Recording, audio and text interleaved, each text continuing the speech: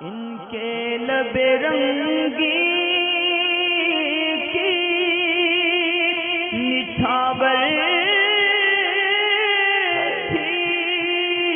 कि जिसने मजमू एक साथ जमा करके मैं उसके अंदर अर्ज़ करूँगा कि इंशाअल्लाह ताला जो ख़ास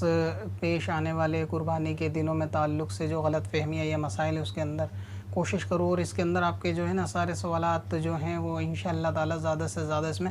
हल हो जाएंगे। सबसे पहले बात करें कुर्बानी के वजूब की, यानी कि इसके वाजिब होने की,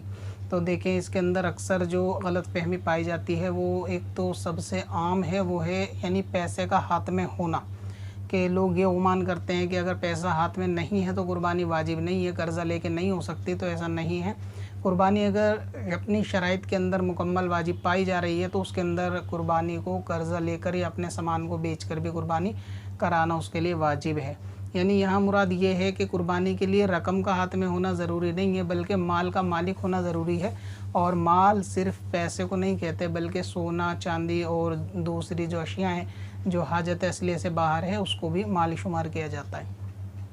अब ये कि कुर्बानी वाजिब होने के ताल्लुक़ से कि हाजत असलिया से ज़्यादा माल अगर मौजूद है, कि हाजत असलिया क्या है, यानी ऐसे सामान चाहे वो महंगे हो या सस्ते जो अपनी रोज़मर्रा की ज़िंदगी में इस्तेमाल होते हैं, तो उससे ज़ायद अगर किसी के पास सामान है तो वो हाजत असलिया से बाहर माने जाएंगे और जो इस्तेमाल होता है वो हाजत असलिया में माने जाएंगे। इस्तेमाल होने वाली चीज़ें अगर चे बहुत ज़्यादा महंगी हैं या ऐसी हैं कि जिनकी कीमत कुर्बानी के वाजिब होने की बराबरी उससे ज़्यादा है, तो भी ऐसी सूरत में कुर्बानी वाजिब नहीं कि जो चीज़ हाजत असलिया में। इसकी मिसाल इस तरह ले कि जैसे किसी के पास एक मोटरसाइकिल है जो 50 से 80 हज़ार के दरमियान की है और इस साल कुर्बानी वाजिब होने के लिए 23,000 या 22,000 रुपये की रकम 52.5 तोला चांदी की यानी बैठती है। तो अब 23,000 से ऊपर अगर 50,000 की गाड़ी है, लेकिन वो गाड़ी रोज़मर्रा के इस्तेमाल की है कि उसी से आना जाना ये सब चीज़ें हैं, तो उसको हाजत असलिया में गिनेंगे, उस पर ज़कात वाजिब नहीं होगी। इसी तरह घर के अंदर अगर एक फ्लोर पे 2 रूम है और दोनों रूम में अलग अलग फ्रिज हैं और अलग अलग इस्तेमाल होते हैं और वो दोनों इस्तेमाल ही के हैं, तो अगर एक की कीमत 15,000 है तो दोनों की 30,000 होने के बावजूद भी कुर्बानी वाजिब नहीं होगी। यानी जो चीज़ें ज़रूरत की इस्तेमाल होती हैं, महंगी हो, तो उनको उसमें शामिल नहीं किया जाएगा। और अगर कोई ऐसी चीज़ है कि जो अपनी ज़रूरत की नहीं है लेकिन उसको इन फ्यूचर प्लानिंग जो है ना रख रखा है सेव करके, या इसी तरीके से उसका मकसद भी यही है कि उससे नफ़ा उठाया जा रहा है यानी रकम के एतबार से, तो ऐसी सूरत में वो हाजत असलिया से बाहर माना जाएगा। मिसाल के तौर पे ऐसे लें कि किसी शख्स के पास एक मकान है, अब उसकी कीमत 50 लाख रुपए भी है और वो उसको बरतता है, उसमें इसे रहता है, उसे इस्तेमाल करता है, तो इस सूरत में उस पर कुर्बानी इस मकान को लेकर वाजिब नहीं हो सकती, दूसरी शराइत अगर ना पाई जाए कि ये उसके हाजत असलिया में शामिल हैं। हाँ, अगर उसके पास कोई ऐसा मकान उसके अलावा भी उसने एक रख रखा है या खाली ज़मीन वगैरह प्लॉट ले रखा है कि वो उसके इस्तेमाल का नहीं है, लेकिन उन्होंने इन फ्यूचर अपने मतलब मुस्तकबिल को महफूज करने के लिए उसको रख रखा है, तो ऐसी सूरत में उस मकान की कीमत अगर इतनी बैठती है कि हाजत असलिया यानी कुर्बानी के वाजिब होने की शराइत में है, तो फिर उस सूरत में उसको कुर्बानी करवानी पड़ेगी। तो ये तो कुर्बानी के वाजिब होने के ताल्लुक़ से है कि जिसके पास 52.5 तोला चांदी या इतनी रकम की मिकदार उसके पास सामान या पैसा मौजूद है तो उस पर कुर्बानी वाजिब होती है। एक और सबसे अहम चीज़ ये होती है कि ये रकम पाया जाना कुर्बानी के दिनों में ज़रूरी है, ये भी बहुत ख़ास चीज़ है। यानी कुर्बानी के दिनों में यानी 10, 11, 12 अगर इन 3 दिनों में ये इस माल का मालिक पाया गया तो इस पर कुर्बानी जो है वो वाजिब होगी और कुर्बानी इसको करवानी पड़ेगी। कुर्बानी के अलावा हाजत असलिया के मुतालिक बयान मैंने कर दिया कि हाजत असलिया में क्या कि जो ज़रूरत की बाहर अंदर की चीज़ें हैं, ज़रूरत के अंदर दाखिल हैं, उसके बाहर जो भी चीज़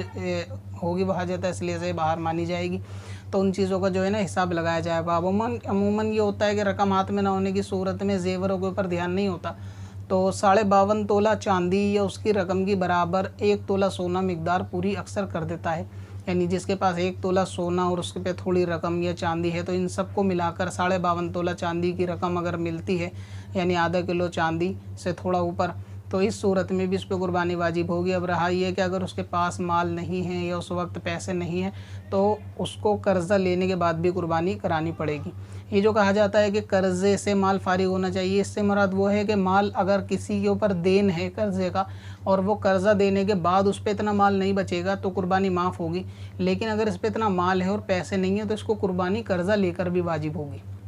यानी वहाँ कर्ज़ा लेने देने के अलग अहकाम है, लेकिन आवाम ये समझती है कि कर्ज़ वाले पे कुर्बानी नहीं होती, लिहाजा मेरे पास तो माल नहीं है, अब मैं कर्ज़ा लूँगा तो कर्ज़ा लेके कुर्बानी नहीं हो सकती। ये सोचना ये गलत है। इसी तरीके से उधार भी लेकर करे, सामान फ़रोख्त करके करे। एक जो आवाम में सबसे ज़्यादा ख़ास जो यानी कमी पाई जाती है वो ये कि ज़ेवर जो होते हैं शादी से मुतालिक, उसके बारे में भी अक्सर देखा सुना जाता है और लोग सवाल भी करते हैं कि जो ज़ेवर शादी के लिए किसी लड़की के लिए घर वाले जोड़ के रखते हैं तो अक्सर देखा जाता है कि उस पर भी कुर्बानी वो लोग नहीं कराते। यानी वो ज़ेवर इतने के होते हैं कि 52.5 तोला चांदी से ज़्यादा की मिल्कियत होती है वो, तो उसको इसलिए रखते हैं कि वो फ़लाँ की शादी के लिए है तो इसके अंदर अभी कुर्बानी की नीयत नहीं है और ऐसा नहीं है, तो इसकी भी कोई मतलब असल नहीं है। अगर जो शख्स के पास ये माल मौजूद है और 10, 11, 12 चांद की यानी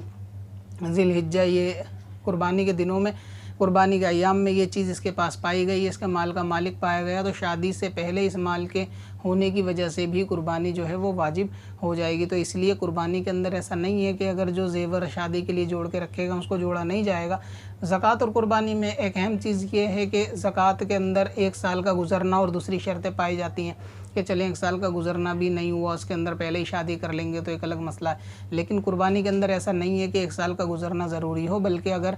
ख़ास 10 तारीख़ में अगर कुर्बानी के दिन में इसके ऊपर माल आ गया इतना कि इस पर कुर्बानी वाजिब हो गई तो अब इसको फ़ौरन तो कराना उसी दिन वाजिब नहीं है, लेकिन 10, 11, 12 में इसको कुर्बानी कराना वाजिब है। हाँ, अगर किसी शख्स पे 10 तारीख़ को माल आया यानी वो साहिब निसाब हो गया कुर्बानी कराने के लायक और 10 के बाद 11 को फिर वो दोबारा फ़कीर हो गया यानी माल चला गया तो उस पर कुर्बानी नहीं बाकी रही। लेकिन अगर किसी पे 10 में 11 में माल नहीं था और आखिरी तारीख़ यानी 12 मगरिब से पहले उसके पास माल आ गया, गनी हो गया, तो अब वह ये सोच के कुर्बानी को तर्क नहीं कर सकता कि अब कुर्बानी के जो हैं वो दिन चले गए, तो वो कुर्बानी उसको उस वक्त भी कराना यानी आखिरी वक्त में माल का मालिक होगा तो कुर्बानी उस वक्त भी कराना वाजिब है। इसमें ऐसा नहीं है कि साल का गुजरने के बाद ही कुर्बानी करेगा, तो अक्सर ज़ेवर वगैरह के अंदर ऐसा मामला नहीं होता। एक जो सबसे गलत फहमी आम और चलती आती है वो ये कि पहले घर में कुर्बानी बड़े के नाम की होती है, फिर छोटे के नाम की होती है, या पहले मरहूमों के नाम की होती है, वालिदैन की होती है। देखें, इसकी तो कोई असल नहीं है कि वाजिब जिसके ऊपर होगी उसके नाम की कुर्बानी जो है ना अदा होगी। अब वाजिब अदा करने के बाद अगर कोई बतौर एहसान अपने मरहूम या बुज़ुर्गों की तरफ से कराता है तो ये उसके लिए बहुत नेक बख्ती और अच्छी अलामत है और बहुत ज़्यादा सवाब का काम है। लेकिन ये उसी सूरत में सवाब का काम करार पाएगा जब इसने अपने वाजिबात को अदा कर लिया होगा। तो अगर ये शख्स ख़ुद अपने वाजिब को अदा नहीं कर रहा है यानी जिस पे माल है उसने अपनी कुर्बानी नहीं कराई और वो अपनी छोड़कर ये कहता है कि नहीं पहले वालिद की होती है फिर वालिदा की, फिर इस तरीके से जैसा आजकल ज़माना चल रहा है, तो ऐसा नहीं है। अगर कुर्बानी छोटे पर वाजिब है, उस पर माल है और बड़े पर वाजिब नहीं है तो उस पर बड़े पर कुर्बानी माफ़ है और कुर्बानी छोटे पर करानी पड़ेगी। यानी ये कि औलाद पे वाजिब होने की सूरत में और वालिदैन पे वाजिब ना होने की सूरत में औलाद को पहले अपने वाजिब को अदा करना होगा, अपने नाम से कुर्बानी करवानी होगी। ये अक्सर देखा जाता है कि पहले वो बड़े की करते हुए आते हैं फिर वो छोटे की होती है, इस तरह होता है। ये एक सबसे बड़ी गलत फहमी है जिसको इस्लाह की ज़रूरत है और इल्म की ज़रूरत है इस मामले में, ख़ास तौर से ज़कात कुर्बानी के मसाइल में। दूसरा ये कि हिस्से लेने के ताल्लुक़ से भी कि जिस शख्स ने अगर अपना अकीका नहीं किया या उसका पहले नहीं हुआ और वो कुर्बानी के जानवर में अगर हिस्सा लेना चाहे तो उसके अंदर हिस्सा भी ले सकता, उसमें भी कोई हरज नहीं होता। हिस्से के अलावा एक चीज़ और होती है कि अगर जानवर में 7 हिस्से मुकम्मल नहीं होते, घर के 3 या 4 हिस्से मुकम्मल होते हैं, तो उसके अलावा उसमें अकीके के अलावा किसी अगर बुज़ुर्ग के हिस्से लेना चाहे, गौसे पाक के नाम का हिस्सा डालना चाहे, हुज़ूर अलैहिस्सलाम के नाम का हिस्सा डालना चाहे, ख्वाजा गरीब नवाज़ के या अपने पीर मुर्शिद के नाम का हिस्सा डालना चाहे, तो इसकी भी इजाज़त होती है कि वो उस कुर्बानी के जानवर में उसको भी जो है ना वो शामिल कर सकता है। इससे को इसमें भी कोई हरज नहीं होती। अकीके को भी शामिल कर सकता है, इसमें भी कोई हरज नहीं होता। एक ख़ास और अहम बात इसके अंदर एक ये भी है कि अक्सर जानवर जो कुर्बानी का होता है उसके अंदर एक चीज़ और देखी जाती है कि अगर आदमी के पास इतना माल है कि वो कुर्बानी का बकरा ले सकता है, तो अगर उसकी कीमत के मुताबिक बकरा नहीं मिलता तो वो ऐसा करता है कि अक्सर वो कुर्बानी को तर्क कर देता है और बाज़ लोगों में ये भी चीज़ देखी जाती है, वो ये समझते हैं कि बकरे ही पर कुर्बानी है, यानी उसकी फ़ीमेल पर बकरी पर कुर्बानी नहीं होती, तो ये भी गलत है। देखें, बकरी पर हो या बकरे पर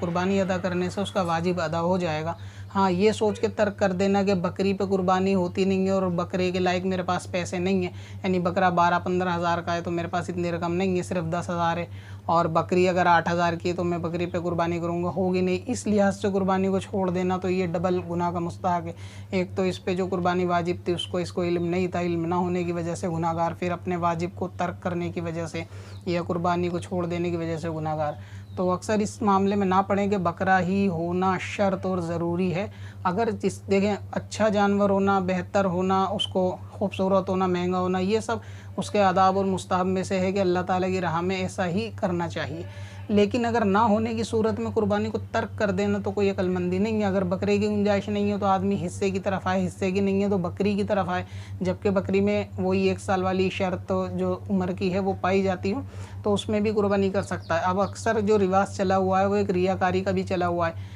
कि अगर इस साल अगर 10,000 के बकरे की है तो अगले साल 20 की होनी चाहिए, या पड़ोसी ने अगर 20,000 की कराई है तो मैं 30,000 के जानवर की कराऊं, या अगर मैंने हर साल में अगर 20,000 के बकरे की कुर्बानी कराता आया हूं तो अब अगर मैं बकरी की कराऊंगा तो उसमें लोग क्या सोचेंगे, लोग इसके बारे में क्या बातें करेंगे। तो ये भी हमारा जो है ना जहन आजकल बना हुआ है कि अपने एक शान और शौकत और रियाकारी की वजह से, एक दिखावे की वजह से कुर्बानी को तर्क करना पसंद करते हैं, लेकिन सस्ते जानवर पे वाजिब अदा करना हमारा जहन में अक्सर नहीं होता। तो ये भी एक बहुत ही कॉमन सी मिस्टेक, और कॉमन के साथ मेजर मिस्टेक भी है, क्योंकि कोई छोटी मोटी गलती नहीं है कि वाजिब को जानबूझ के तर्क कर देना। तो इसका भी ख्याल रखें कि बकरी पर भी कुर्बानी अदा हो जाएगी, हिस्से पर भी हो जाएगी, और जिसके नाम पर वाजिब है उसी के नाम से हो जाएगी। अब ये कि मान लीजिए अगर औरत के पास जेवर है तो औरत पे कुर्बानी भी वाजिब होगी। अक्सर ऐसा देखा जाता है कि एक घर में 2 पर, 3 पर, 4 पर कुर्बानी वाजिब हो रही होती है कि चारों लोग माल के मालिक होते हैं, यानी हर शख्स पे इस कुर्बानी के साल में 2017 में दिल्ली में तो कम से कम 23-24 हज़ार रुपये पे कुर्बानी वाजिब है। तो अगर घर में औरत पे इतना जेवर है कि वो 25,000 का, 30,000 का बैठता और अमूमन बैठ ही जाता है, या घर में कमाने वाले पे इतनी रकम जुड़ी हुई है कि वो 25-30 हज़ार रुपये की बैठती है, तो इस घर में कुर्बानियाँ 2 होंगी। औरत के नाम की वो अपने वाजिब के अदा करने के लिए अलग होगी, और जिस